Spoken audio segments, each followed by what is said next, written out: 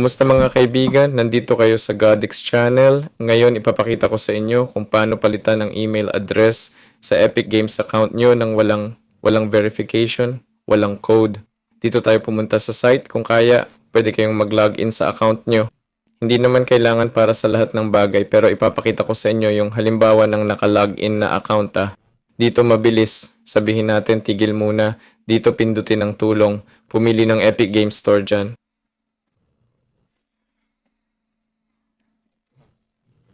O, i-click ang button ng makipag-ugnayan sa amin. Ito yung email address namin.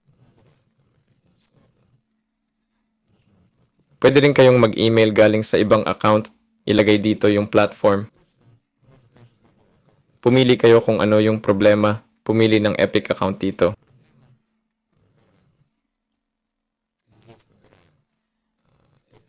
At dito, kailangan nating magsulat ng ganito. Paki-change po yung email address ko. Diyan sa, halimbawa, nandyan na yung email address nyo. Walang verification na kailangan kasi nawala ko yung access.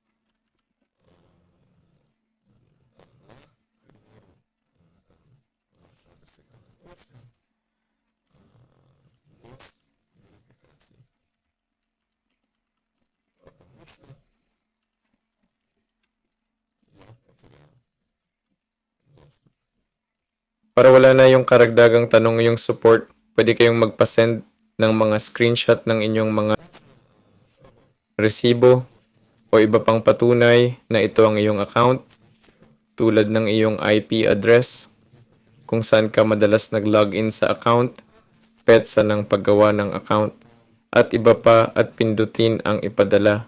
At tandaan din, sa email address na ito mo matatanggap ang sagot. Ibig sabihin kung wala kang access sa account, kailangan mong mag-login sa account.